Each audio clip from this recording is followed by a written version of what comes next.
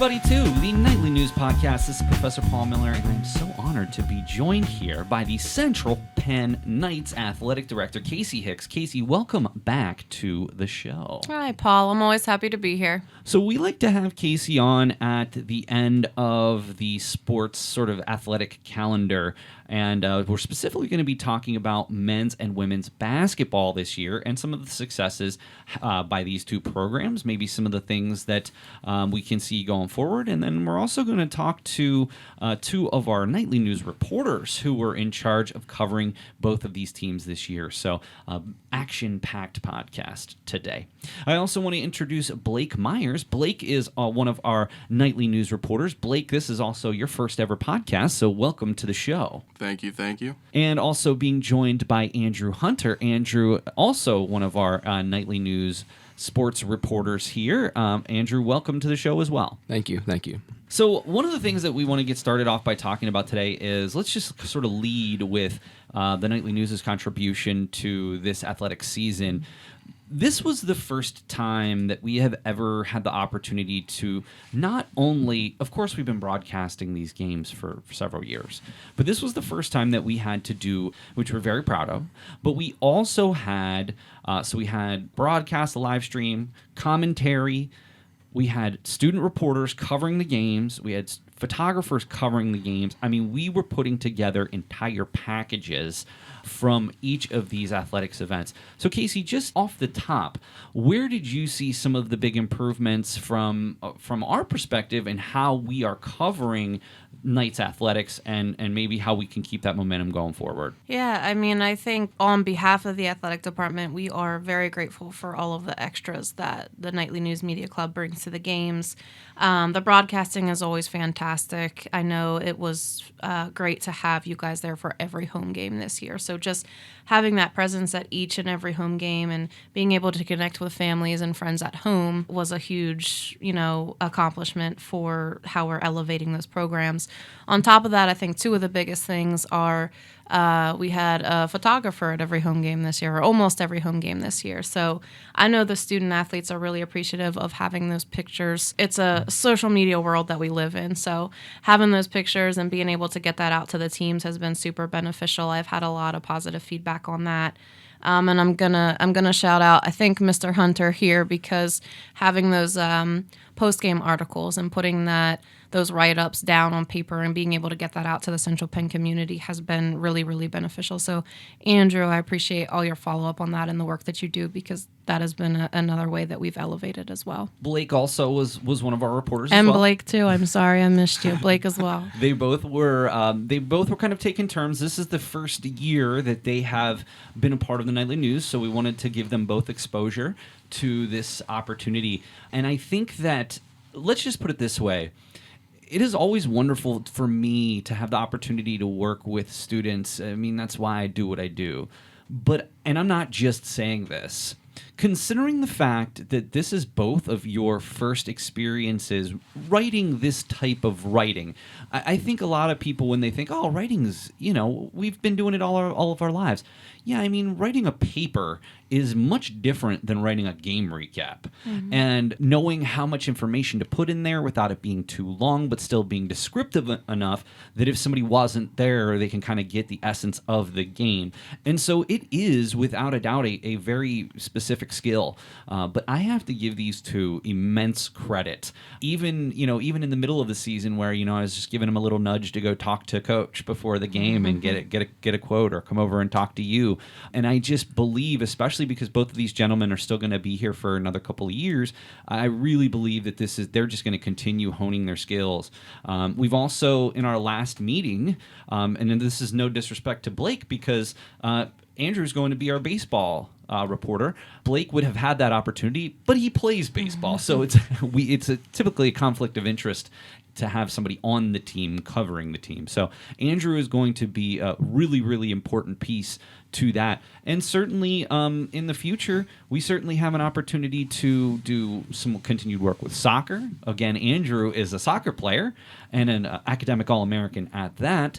And Blake is discussed potentially doing some things with soccer and some of the other sports moving forward. So I just want to put out a huge thank you from not only the campus community, but from the Nightly News and how professionally that you handled it and how you continued through the season to elevate what you're doing and continue to grow and improve. And that's really all we ask for. So I want to turn it over to you guys. I'll start with Andrew. Andrew, I know you love sports. You've been an athlete for a long time. You're a student athlete here. What was it about writing for the Nightly News that gravitated to you initially when we started having these conversations last year? Yeah, I've always watched basketball my whole life, and it was just I've always dreamed of being one of the reporters writing recaps about teams, and I've always watched college basketball. It was just fun to do this year. One of the toughest things that I've noticed is to be able to do this, you do have to have a basic knowledge of the game. And it's something even for me, I sometimes feel badly that I'm not a basketball nerd. I mean, I love watching basketball. I've watched basketball my whole life, but there's some things that I've never actually played organized basketball. So this is why I love having the Koller commentators there with me. You know, Brian coaches basketball, has played basketball. Tyler played highly competitive high school basketball at Trinity. And I want to say in our last game, I believe his senior year, they made the state championship. So it's great to have people on the broadcast who can answer some questions for me, why are they playing this type of zone? Why are they, and that's where I really think that our commentary is really elevated because, yes, these individuals are a major part of the Nightly News, but they're also former basketball players, so they can provide some insight. And honestly, I go back and I watch some of these broadcasts, and it's literally like you're watching a professional broadcast. I mean, maybe some of the clarity of the video, maybe wish we could be a little bit better, but it takes my breath away sometimes when I'm watching this and how great of a job that everybody associated is doing. So, Blake, what was it about covering basketball that reached out to you? Again, I know that you're a huge sports fan. You play baseball. You're one of the returning players for the baseball team. What was it about covering basketball that said, you know what, this is something I really want to do? Yeah, when we first started the Nightly News, me and Andrew talked about it and covering games. And it's something that really appeals to me for someone who wants to work in sports and wants to have a career in this, to start, with Central Penn basketball. And it was a lot of fun doing it. I mean, we went into it kind of open-minded, didn't really know what we were doing that first game, but once we got the hang of it, it turned into a passion or a hobby that we really both enjoyed. Well, and again, I do want to just point out before we move on to the next thing that I do appreciate your professionalism. I do appreciate the way that you interacted with players.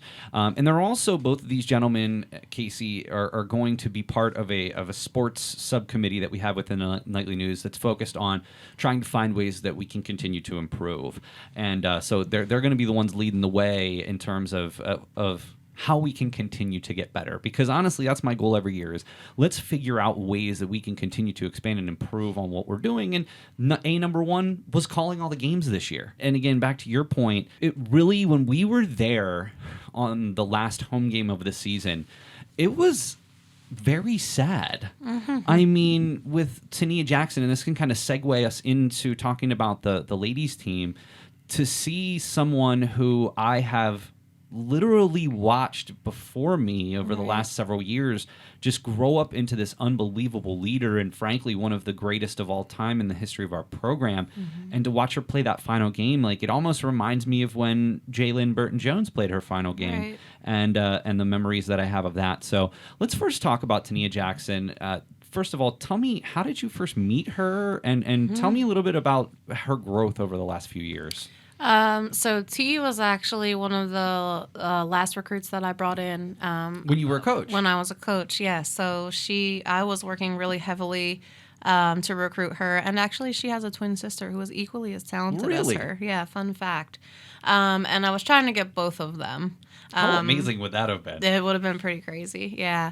But obviously, we ended up getting T, which has been nothing but a blessing for Central Penn and the women's basketball program.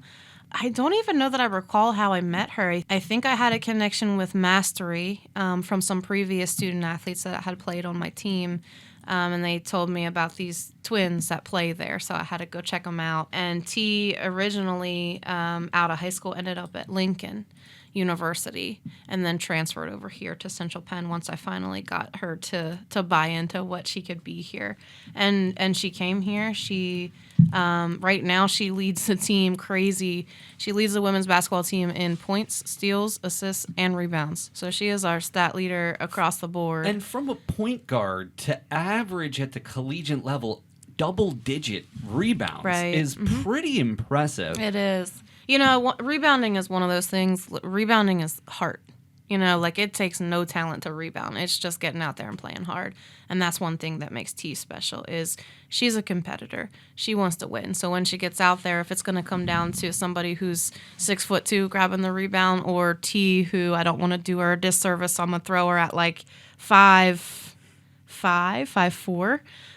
She's going to bust her butt to get that rebound over some of those taller girls, and that shows in her stats and what she's been able to do this season. Huge scare earlier in the season at a game that we were at. I don't remember off the top of my head which game it was, but she took one of the hardest hits that I've seen when she was, I want to say, going in for a layup, and I don't know if she got checked from the back, and she, like, I was genuinely concerned. She did come back in the game, but she wasn't really effective, and I was just hoping so much that this was not going to be a lingering injury. And she only missed one game, it looks like, because of that, which is pretty incredible. I mean, when you see some of these injuries, but it may have slowed her down a little bit, scoring down a little bit from previous years. But one thing I noticed about her is that she was really looking to get her teammates involved. And I mean, that just shows you a huge how much of a leader she is. I mean, realistically, as good as she was, she could have taken control of every game, and she never, ever gave off that impression like she was going to do that. And again, that speaks to the near 4 assists a game from Tania as well. So obviously, we are going to miss Tania Jackson greatly. But I got to be honest, for this last season, and the current record is 16-8, still with one more game to play.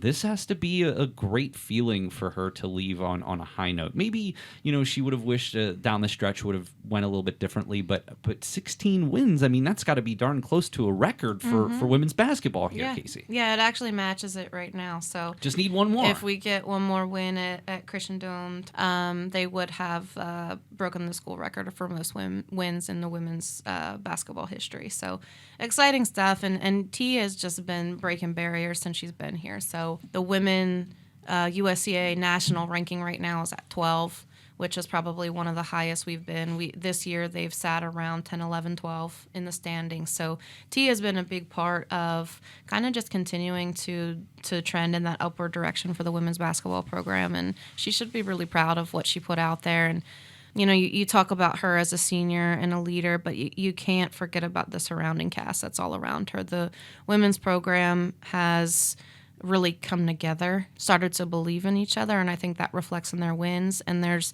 other student athletes on that team who step up, are able to score, play hard defense, and really just give it their all. So the program is definitely has a lot of promise. Before we move off of this, I just want to go to the gentlemen. You both got to cover several games from the women's team this year. What are some impressions? I'll start with Andrew. What are some impressions that you take away for things that the Lady Knights can build upon moving into the next season?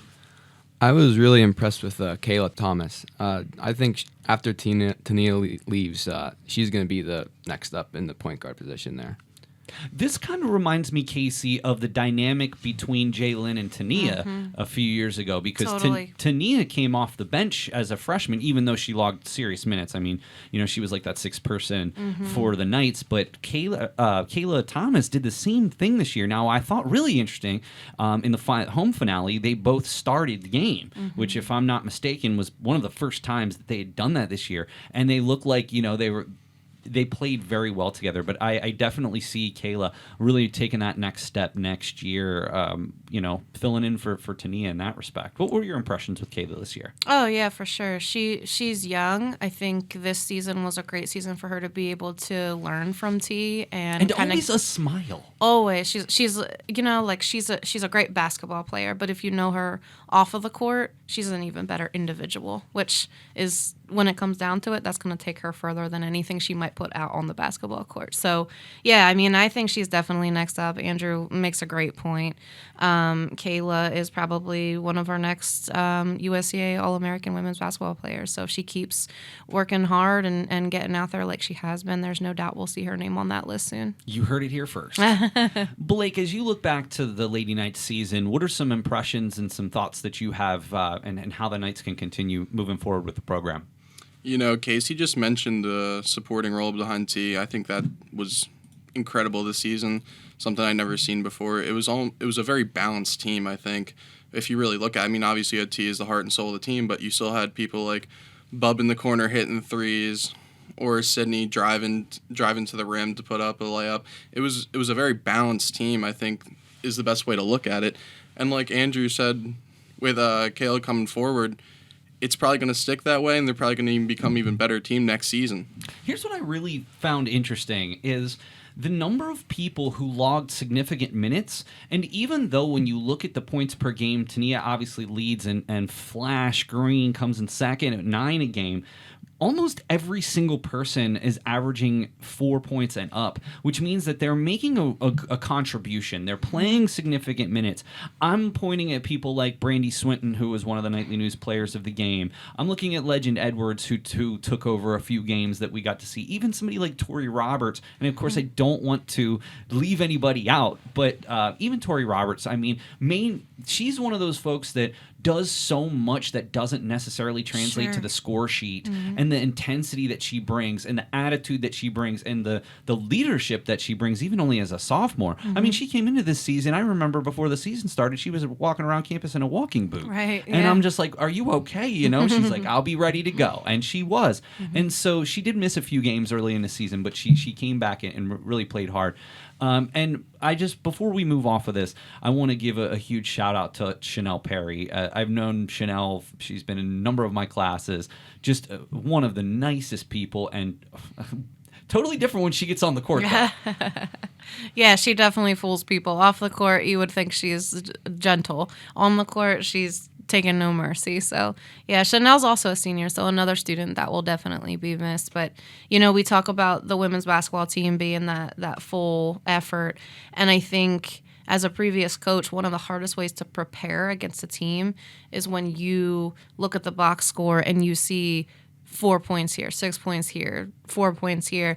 It's hard to know who to focus on and what to do. So with us having that balanced attack and being able to share the ball the way we have this season and have different people step up at different times, it makes it difficult for the teams, playing against us to try to prepare for that. And I think that's part of what makes our women's program special right now is we do have those students that can step up at any given game. As we look at the future for the Lady Knights, people returning next year, Sydney Green, Sydney Bubb, Legend Edwards, Jayla Pearson, Tori Roberts, as well as people like Kayla Thomas, Brandy Swinton, that were freshmen.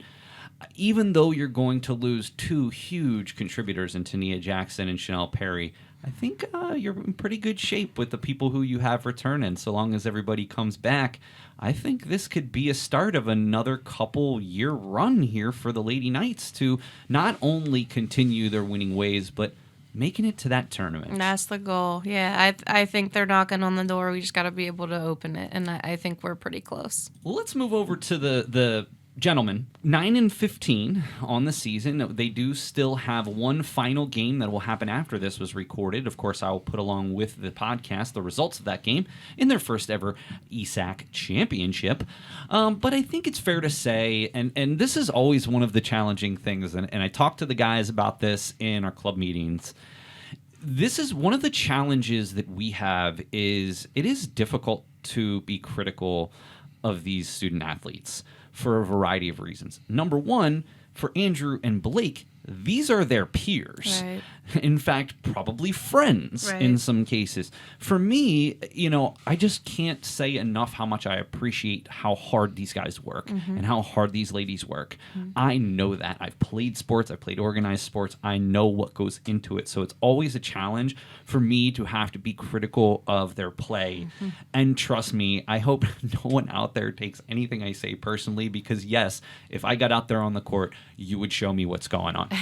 That being said, this is our job. And so it is a challenge. And I think it's fair to say that the men are probably a little disappointed with their 9-15 mark this year, even though they do get to go to that ESAC championship game and potentially could win that and potentially find their way into the tournament. Yeah. So as you look back to the men's season, what are some impressions that you're taking away here as the season comes to a close? I think you hit the nail on the head. I think the men are probably a little disappointed with how the season went and that final record. For me, watching the majority of the home games, the thing that sticks out to me the most is consistency.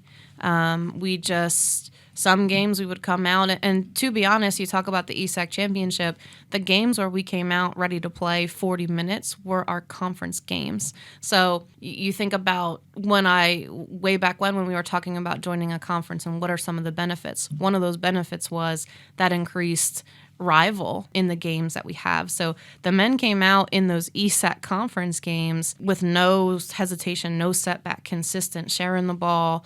And then in some of the other games, you just didn't see that same type of consistency. So there's a lot of promise. I mean, we have some nominated USCA All-Americans on the list. You look at the captain, Nate Jean-Philippe. You look at Q Allen. I mean, they're stat stuffers and they're competitors and they bust their butts. So there's a lot of promise on that roster. It's just a matter of finding that consistency to have that team mesh and be able to flip some of those losses to wins next season. Just for a frame of reference, Nate averaged 20.3 points a game along with 3 assists per contest. And you'd also mentioned Quadir Allen, who averaged 19.6, as well as nearly 7 rebounds a game. 2 of the crucial players on the team, and we give them a big shout out. And of course, I know that we've kind of talked about this not only in the broadcast, but in some of the written work that we've done.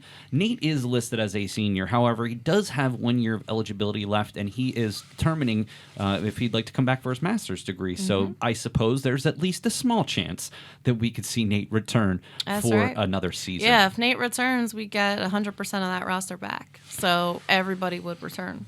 Wonderful to have. So, and looking at a couple of other folks on this team, one of the people I wanted to really highlight here was Kobe Gantz. Now, Kobe only came in as in January, but did so averaging 13.8 points per game and 6.6 rebounds. I mean, this guy was dominant. And I know from that stat line, you might not associate those stats with domination, but in the games that we called, I mean, he took these games over. He was player of the game in one of the games, and the other game he had like 5 steals and 13 points in the first half, which led to a pretty big lead for us. So tell me a little bit what you think about Kobe Gantz and what his potential outlooks are in the future.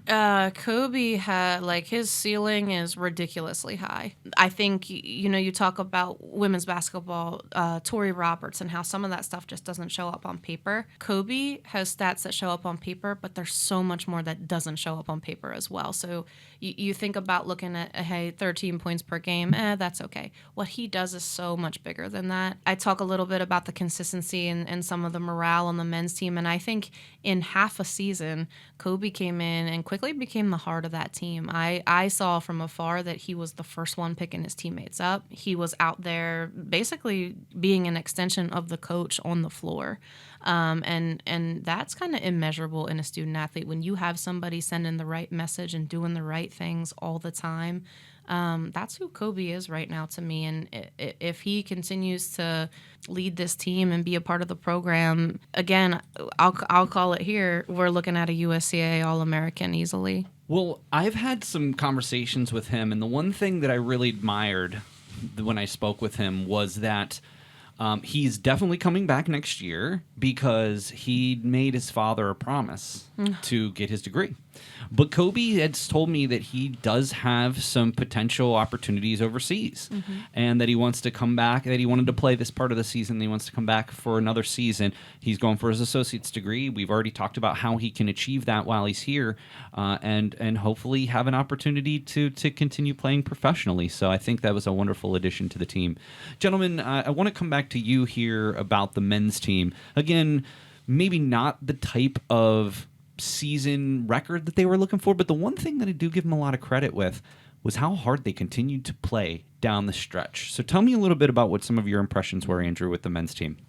Like you said, they just kept on playing even if they're down by 20 or something. But Nate was like I interviewed him late in the season. He said doesn't matter how big he is or how the big the other guys are. He's just gonna play until the buzzer sounds. I don't think the record really reflects how they played this season. I mean, going back to what Andrew just said, they played their butts off, seriously. And especially that duo between Nate and Q and then coming in with Kobe. I think with returning all-starters, they're going to be looking at a possible championship run for next season, and especially the development of bench pieces like Saheem Lewis or Aiden, who got playing time down the stretch. I mean, I was like a huge advocate for DeMondre Green, too, in a lot of the he was the size that they needed, and hopefully in his second year he's going to continue to grow as well. But I agree with you on Saheem. He hit 2 huge threes in the season finale last week, and the pop he gets when he hits a shot, it's so awesome that the campus community is behind them. The one thing that I do want to talk to Blake before we move off of this, there were so many close games this year for the men that if they just could have gone maybe a couple bounces the Knights' way, I think you see a winning record. Games like Bucks County back on November 11th, they lost by 3. A very tight contest. College of Southern Maryland. It was a 13-point score, but the Knights were in that all the way.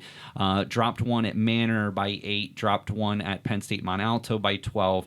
By 3 at Bucks County again. Some of those really close contests, if they could have just went the other way. But that shows you the resiliency of the team. They're in games, they're staying in games, and if they get a couple of the right bounces, they're going to win those games. But what are some other thoughts that you have in your impressions of covering the men's team this year? I mean, you just said it, the tenacity that these players play with, and the 5-6 point losses, those can easily be wins next season. Heck, if Kobe comes a little bit earlier, some of these early season losses could be wins. That's a very good point. I mean, it all just depends on the way the ball fell, and it seemed like sometimes it was falling our way and sometimes it wasn't, and the record showed that. Let's just sort of bring everything together here as we come to a close. Even though for the men the record wasn't where they wanted it to be, I don't think any student-athlete on either of these squads has anything to hang their head about. They came out, they gave it their all, they played together as a team. The coaches are excellent influences. Coach Martin, Coach Miller. I mean, I love these people and how they do their jobs and how they do it passionately with respect to their players, to even the media like us. I mean, always, when I see Coach Martin, he goes out of his way to come talk to me, and not that I don't expect him to do that, but you don't have to do that. It could just be a hello and keep moving, but that was wonderful. So where do you see the future? I mean, I know we kind of talked about that, but generally speaking, where do you see the future for these two teams moving forward? I mean, ultimately, I think if the coaches are able to build a little bit more depth to the roster, which is the goal, they both are hitting the ground hard right now with recruiting and bringing in a couple more pieces to that puzzle. I think you're looking at 2 teams in the USCAA that are easily top 10 teams for the next couple years.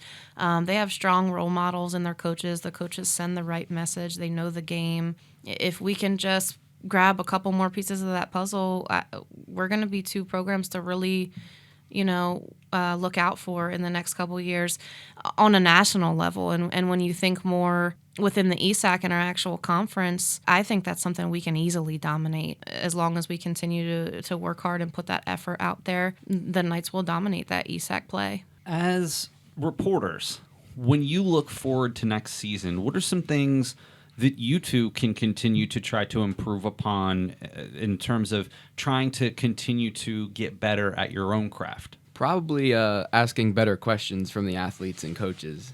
I mean, and that's something that does take time. I mean, it's not like you necessarily have a handbook on how to approach interviewing people. So really the best teachers is experience. And I think that you've gotten a year in on under your belt at this point, and now you have sort of a good place to start next year. The one thing I would like to see just in general is a bit more sort of columns, not necessarily game recaps. The game recaps are important, but highlighting certain athletes or highlighting the coaches or talking to some of these new players. But again, that goes back to this idea of us striving to constantly improve. So we see we're coming off of this season. We're not going to hang our heads at all. We did an amazing job. We've gotten amazing feedback. So now next year, let's figure out how we're going to one-up ourselves. And maybe that's a way we can do it. You'd also mentioned in our club meetings trying to get back to doing post-game interviews, which is something that's on our radar as well. Blake, as you look forward to next year, what are some ways that you can continue to improve your craft of news reporting?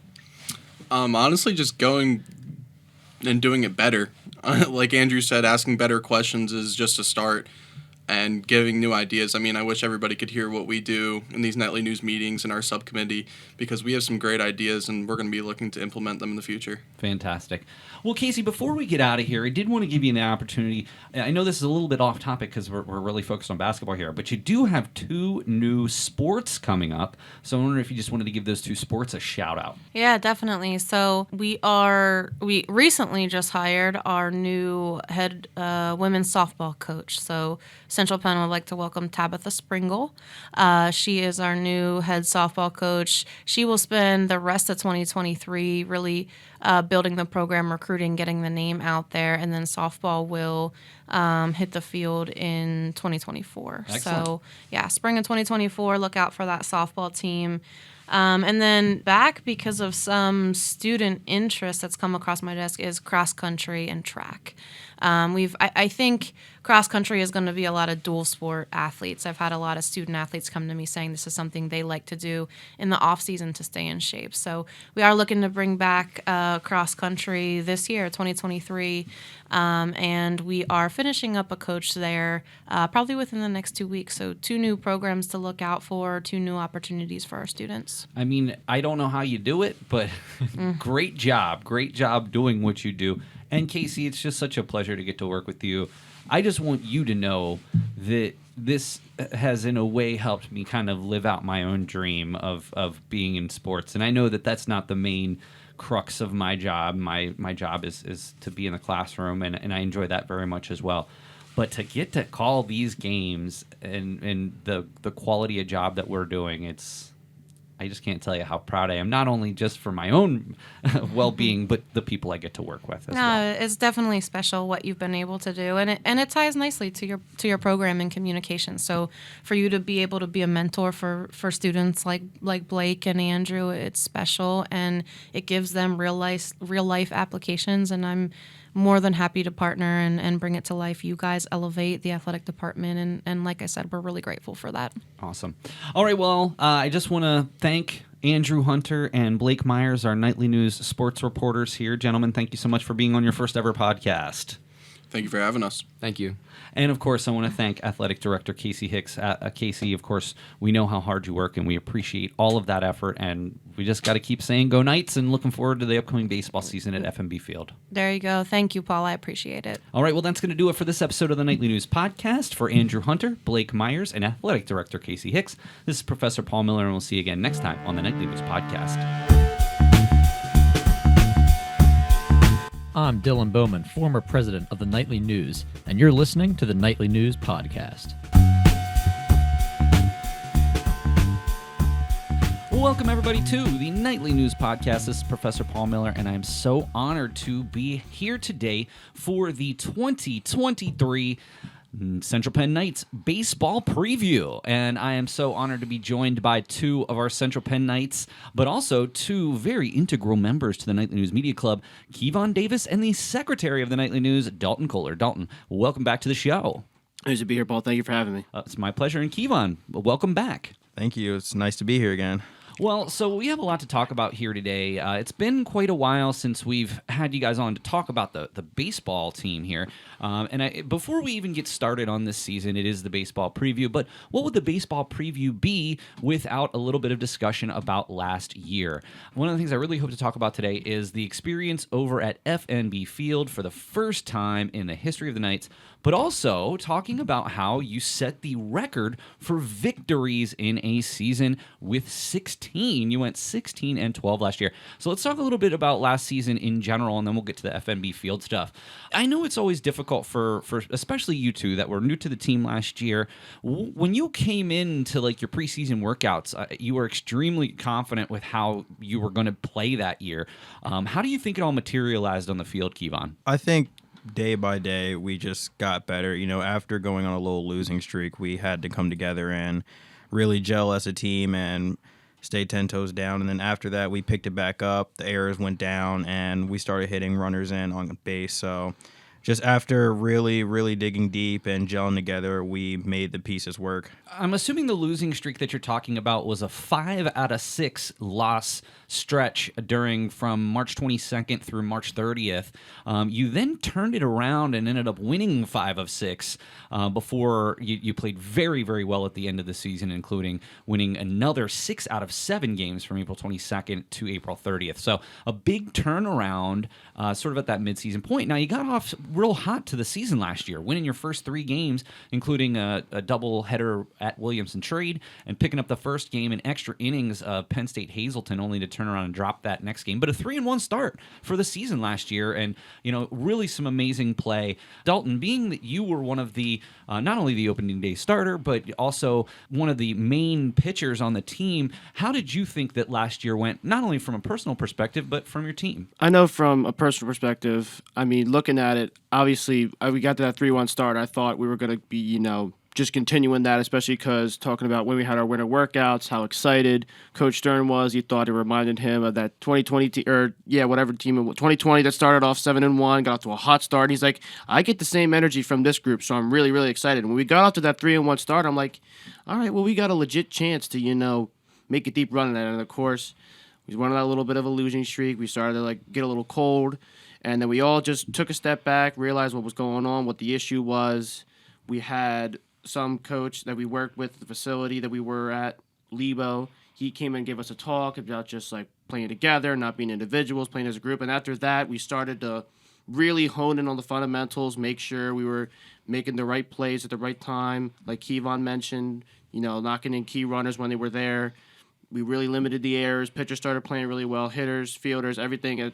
We ended up playing really well to end the season. So I feel like if we can get out to that slow start where we don't have those couple of games where we just kind of lose it, if we can just keep going like we did, how we pick up where we left off, I think we can go make a really, really solid run this year. Just at looking, and again, we're looking back right now, so when we think about it, I don't want this to come off as being insensitive, but you were 0-5 to Bucks County Community College, one of the big rivals that you have, and did get to a potential postseason berth in the ESAC championship. Unfortunately, that last game of the season didn't quite go so well. I think it's fair to say that if you want to take that next step as a program, at least going 500 against a team like that is probably what's going to be very important. I know that they're one of your rivals, but I think it's fair to say also from a sports perspective, it's difficult for it to be a rivalry until you come back and really give them maybe a little bit closer of a competition. So what can you do this year to address? Because, if you look at it, guys, outside of that game, you were 16-7 against all other competition, which is an unbelievably incredible record. What are you going to do this year to address your play against Bucks County? Well, I think from at least my perspective, I think the big thing is we just let them get in our heads last year. I know it sounds kind of like cliche or whatever, but it really does play a big factor in the game where if they're talking and they're, getting in our heads and stuff, we just end up not playing up to our fullest potential, which it seemed like it happened every single time. There was a couple times where their bench, especially in the ESAC championship, they literally got thrown all the way down to the bullpen because they were making too much noise and being that much of a disruptance to us. They were just talking a lot of smack, and it just really was... That's not something you hear very often. No, but it was really a really big factor, and I think that's the main reason why we struggle with them so much. It was just because they were talking smack, and obviously we let it get to us, and then they just came back and they took the game. So I feel like if we can find a way to tune that out and just not let their chattering affect the way we play, I feel like we'll have a very good chance of not only just going above 500 against them, maybe even possibly, hopefully sweeping them, and then if we face them again in the ESAC championship, I hope we can beat them this time. And not to be disrespectful to any of our opponents, but I mean, they had our number. I mean, it's clear point. We played our hardest. They had our number. And I'd be lying to you if I said when we went into this season, every time we practice, it's like we're practicing hard to beat Bucks, because they had our number last year. They beat us in the championship game. And on our schedule, we have it starred as it's our revenge game, because you don't want to – it sucks when a team beats you 6 times and there's just nothing you could do about it. And like Dalton said, once you let them get into your head and they affect your play on the field, it really does suck. But this year our mindset has to be really, really, really good, and we've been doing really good as gelling as a team, and we've also been working really hard. And like I said, that Bucks game is our main game on our schedule that we're really trying to win. Like I said, no disrespect to any of our competition out there, but that's our main game that like we need to get our revenge on. I think that's fair to say. Just like when the Eagles schedule comes out, they're going to star, games against Dallas or games against Washington or games against New York. I mean, that's totally fair.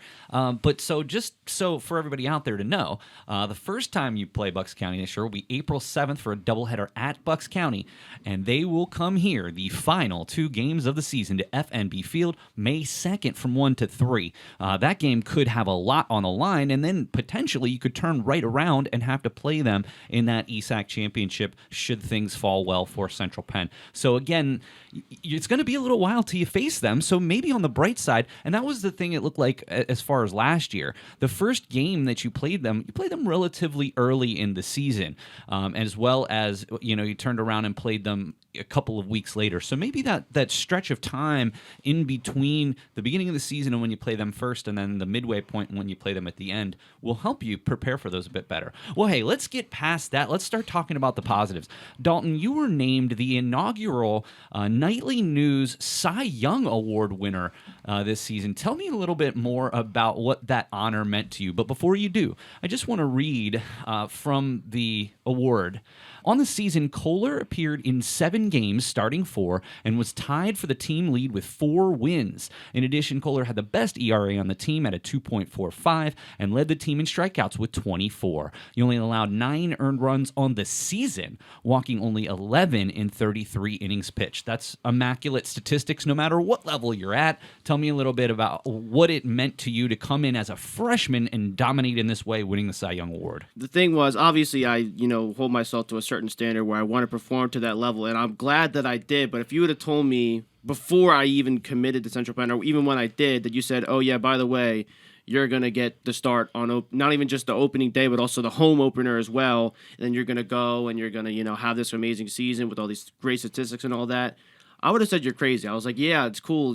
I know if I put the work in, I can be that level of pitcher. But as a freshman coming in, I did not think I was going to be, up at that level. But I'm glad I did. And now it's honestly kind of a humbling experience, because again, not only, yes, were there games where I did pitch really well and against some good competition, there was also times where I faced some good competition and I did not pitch as great. Like, I know it was my 3rd start of the year. I pitched against Mount Alto, and obviously it wasn't a terrible game, but I still got the loss for it. I didn't pitch phenomenally. And then obviously there was a couple games there in between where I had to come in for Wilson, and I didn't do so great a relief appearance. And then I got the start in the ESAC championship game and also didn't do so great. But actually, as of now... But hold on a second. That being said, yeah, maybe it didn't quite go the way you wanted to. We already just said how tough of a team Bucks is, but doesn't that in some way give you some experience to go into this year on a more positive note? Oh, 100%. And actually, that's honestly what kind of made me realize I got to put, even though I really did work super hard last offseason, this offseason, I would like to say that I worked even harder just so that, that game right there inspired me. I'm like, you know what? Yes, this sucks in the moment. I really wish it would have gone better. But now that I'm here and I've experienced, I have a full year of college under my belt. I pitched in the ESAC championship game. I know what I'm getting myself into here. Now I know what I need to do differently. And I've worked super hard in the offseason, and I plan to, correct on the things that I didn't do so great and just maintain the stuff that I did do great, and hopefully we can just I can personally have an all-around great season again. Excellent. And Kevon, you had no slouch of a season yourself. Our starting third baseman, 2 home runs on the season, stole 7 bases, a .434 on base percentage. I mean, I would hope for your first year here you were pleased with how you played, second on the team in home runs. Yeah, I was pretty impressed, but I never really doubt myself. But like having 15 strikeouts in the season was kind of unacceptable, especially with guys on base. And like you said, as your starting third base or like even DH, you need them getting on base and not striking out as much. So this offseason and even in the fall, I've really been focusing on like just hitting the outside pitch, going with it, and really focusing on being comfortable with 2 strikes and not feeling pressured that like you're going to strike out or that like you don't want to get cheated on a pitch. So really all I've been doing is just working on seeing the ball well, making sure my hands get through the zone, and hopefully it all comes together this season. Well, again, when we look back at it, school record in wins, made it to the ESAC championship game, a win away from potentially going on to the Small College World Series.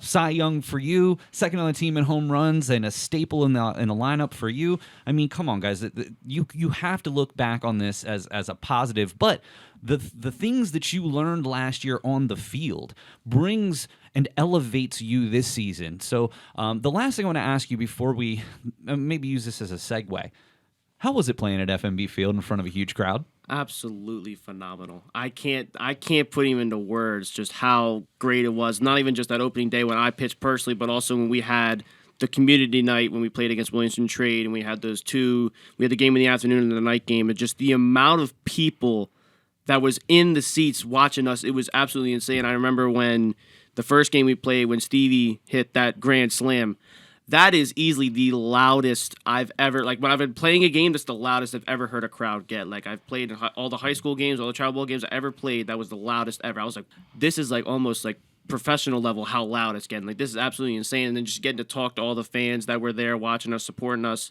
It was a really, really cool experience. But not even just that community night alone, just playing on FMB Field, knowing that I'm on the same field as some of the greatest baseball players that I've ever, like most talented baseball players that have played the sport. Like, for example, Babe Ruth played there a long time ago. And then, of course, current players, you have Bryce Harper, Trey Turner, Steven Strasburg. Soto. So many incredible players that played on the same field as me. And it's just really, really, really cool experience. You got to pitch off the same mound as Steven Strasburg did. And I'll tell you what, when he was coming up, obviously he was an uber prospect. Every single game he was there, they were selling standing room only tickets. I mean, it was unreal. But over 500. I mean, it was tough to get an accurate count, but we estimate over 500 people at some point or another during that community night. We hope to make it bigger even so this year. Kevon, talk to me a little bit about Planet FMB. So I'm not going to lie to you. This was the first time in my life that I got cotton mouth. I was so nervous when I seen so many people, and you could actually like hear the whole entire stadium shaking from people stomping in the stands.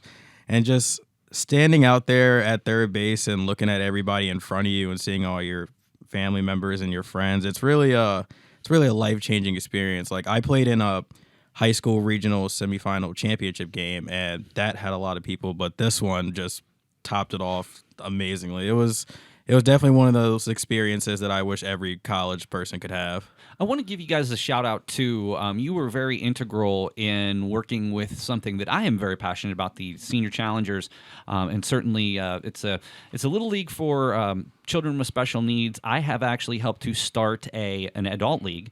Last year was our second season, and I'm going to continue to be the commissioner of that. Just real quick, tell me a little bit more about what it was like to come out and really coach those group of individuals and what impact that's had lasting on you, Dalton. I know from my, experience with it, I had an amazing time there, and it was just really cool to get to like meet all the, boys and girls that were there playing.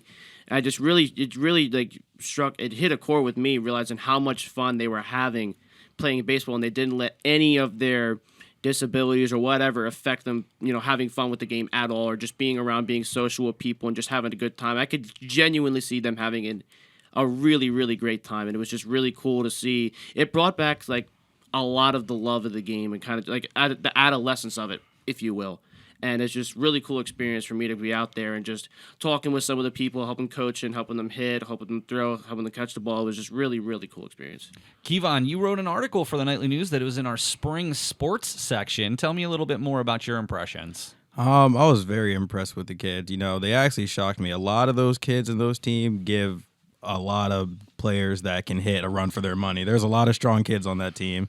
And, it was just an overall really fun experience getting to manage, because I was the manager of the Orioles team, and seeing those kids out there with their smiles on their face, not wanting to come off the field during the game, and even when the game ended, staying, and the parents were like, come on, it's time to go home. Them just wanted to stay and enjoy the game.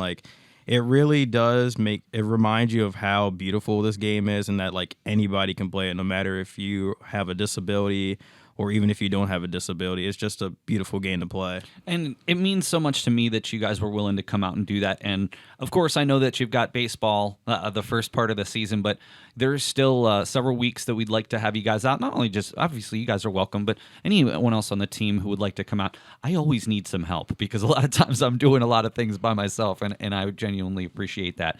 Well, we have a few more minutes here, and I want to talk about this season. Now, both of you, as leaders on the team, come back into a situation where in your second season here with Central Penn, there are a lot of new faces with the team. I mean, even if you just go to the website and look at the roster, there are, anywhere between 35 and 45 players listed on that roster. So now you're de facto becoming leaders yourselves. I mean, again, Kevon, you're now in your third season of college baseball. Dalton, you were the opening day starter, the ESAC starter, Cy Young Award winner. I mean, these people look up to you, whether you may think so or not. How has the large incoming class, how has that impacted you, and what have you done with these new players to try to help set them on the right path here? Well, I think for, just in terms of the impact that I've tried to make, at least, I know for a fact that there are some people that, not even just me personally or Kevon personally, also looking up to a lot of the older players, especially the seniors that are on the team, or the senior players, where it's Ryan Stevens, Hunter Finke, Zach Boyer, other returning players, Adam Hoover. There's so many other people, Justin Miller, Colton Zerby, Colby Criswell. There's so many other people that are returning on this team that I could mention too, that these people, that the freshmen that are coming in are looking up to. And what we all try to do is just instill, yes, it is our right to have a good time. We want to be good teams and stuff like that. But when it comes down to it, it comes to the nitty-gritty. We really got to get our work in, and we got to make sure that we're doing what we need to do. So not only that we can get back to that ESAC championship game, but this time we can win it too, and possibly even make a berth to the Small College World Series, which is the ultimate goal. The ultimate goal for this team and the freshmen. I'm really proud. I'm really excited the fact that they are in it. They bought into that too. They bought into this goal that we, as a team, we want to, get that berth to Small College World Series, and we really, really want to make a run at it this year. And Kevon, again, as another one of the leaders on the team, what have you done to try to help the new folks coming in their first season here with the Knights? I just try and tell them, hey, don't try to impress anybody. Just be yourself. You know your game. Don't try to do anything that you can't do. Just stick to you. And, there's leaders on this team like Alex, Adam Hoover, Zach Boyer, and even Dalton and other guys and Ryan Stevens, and just that really preach every day that we're a team, and that, every one of us plays a role. From the infielders doing their job, pitchers doing their job, everybody just plays a role. And the freshmen, I will say, just like Dalton said, they are very hardworking. There's practices where they're even showing up earlier than us, and they're in there getting work in, and they try their best. And a lot of them are going to turn heads this season. And hopefully, with this year's team, we do make a deep run. As we look forward to the season, starting off with 9 road games to start off the season, what and how is that going to impact the way that you play those first parts of the season before you actually get back to FNB Field on March 18th? Well, I can just say this: 9 road games to start the season. It's not, obviously you want to play your home games earlier, but I mean, the thing is, I don't think that'll really battle test us, because the fact that we're going to all these different places and they're going to be in their home environment, we're going to be behind enemy lines, and if we can really, not even, let's say over 500, way over 500, if we can go 6-3, 7-2, 8-1, maybe even 9-0, that'd be incredible. But if we get off to a good start there on the road games, and then we bring it back for 2 doubleheaders, that'd be absolutely crucial, just to show that doesn't matter where we're playing. We could be on the road and home. We could play on a nice field. We could play on not on a nice field. And whatever the conditions are, rain, sun, whatever, if we can go out and get in that good start on the road, I think that would be a really, telling sign of what we can do. And here's what also is interesting, because you do have a total of 14 home games, and I believe you play 21 road games, so you're on the road a bit more. But here is sort of a silver lining here, gentlemen. You play 6 of your final 9 contests at home. I would imagine that is something that you're going to continue to look forward to, because you play extremely well in your home ballpark, whether that be at FMB or in the net. So tell me what it is about being the home team that really, I mean, of course, I think people know, just generally people play well at home, play better at home. Why do you think that is? When you're, like we talked about, when you're coming off the away streak and you're winning games at others people's home stadiums or home fields, and you come back home with that confidence and having the crowd behind you, it really does elevate your play. You got people that sometimes drive like an hour or 2 hours just to see you guys play, and it energizes you. And then when you go home and you get to see those people like here at the campus congratulating you on the game that you had and everything that was going on, it really does energize you. And playing at FMB, like we said, it's just a once-in-a-lifetime experience. And playing on that type of field, like a minor league field, the closest thing you can get to an MLB field, it's just a once-in-a-lifetime. So we just try and maximize the opportunity every time we get. Well, before we get out of here, I just want to, there's something I want to say, and then, of course, we'll run down the schedule for the season. It means the absolute world to me that I get to broadcast these games. First of all, I truly hope that your folks get to watch them, but I hope that they get to come too. But that is a wonderful outlet for some of our students, especially I'm seeing people are from Florida, Texas. I mean, we got people from all over the United States. And of course, it's not feasible for people, their parents, to travel, right? I mean, hopefully they do get to see them at some point, but they're not going to be at every game. These broadcasts mean so much to me, but I also know mean so much to all of you too. So I just want you to know how hard I work to have my team ready to give you an excellent broadcast. And of course, I know that you know, because you're both producers and commentators this year of our men's basketball, and that's gone really, really well. Well, you can always go to youtube.com/the@ Nightly News CPC for all of our live broadcasts. And of course, you can go to centralpennnights.com for the schedule, for the roster, for the stats, and when games are in play, live stats, always on centralpennnights.com. Of course, there'll be more information on cpcnightlynews.com about all of this schedule and everything else. But just for your own calendars, I wanted to read off a few dates. The home opener will take place on Saturday, March 18th at noon at FNB Field for a doubleheader at noon and 2. We'll turn right back around the following Wednesday and play a doubleheader at 1 and 3 on Wednesday, March 22nd against Manor College.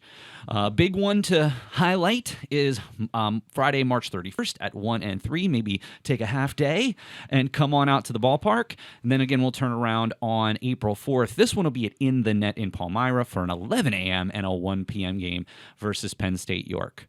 You'll be back then a couple of weeks later on Tuesday, April 18th versus Christendom for a 3 and 5 afternoon matinee and early evening, followed by community night on April 21st at 5 and 7 against Penn State Wilkes-Barre, and then the quasi-playoff game that you're going to end the season with on Tuesday, May 2nd against Bucks County back at FNB for the final game of the season at FNB. So 14 home contests. There'll be 12 at FNB, 2 at In the Net, and there's always potential for additional games to get added as we go. So, gentlemen, I just want to thank you so much for taking your time out today. But not only that, the hard work that we know that you put in. Obviously, I know that you, your coaches, your teammates see the hard work that you put in. But I don't know that the average person here at the college sees the hard work day in, day out that you're putting in, as well as trying to maintain your grades. So nothing but thanks, and just hang in there, stay healthy, and let's try to beat Bucks County a couple times this year. So looking forward to it. Thank you. And to all our fans out there, the Revenge Tour starts next Saturday. All right. Well, I do appreciate Kevon Davis and Dalton Koller for joining us here from the Nightly News. Like I said, always go to centralpennnights.com for all of the schedules, and highlight March 18th for a noon and 2 o'clock game at FNB Field versus Penn State Fayette. All right. Well, that's going to do it for this episode of the Nightly News Podcast. I'd like to thank Kevon Davis. I'd like to thank Nightly News Secretary Dalton Koller. This is Professor Paul Miller, and I'll see you again next time on the Nightly News Podcast.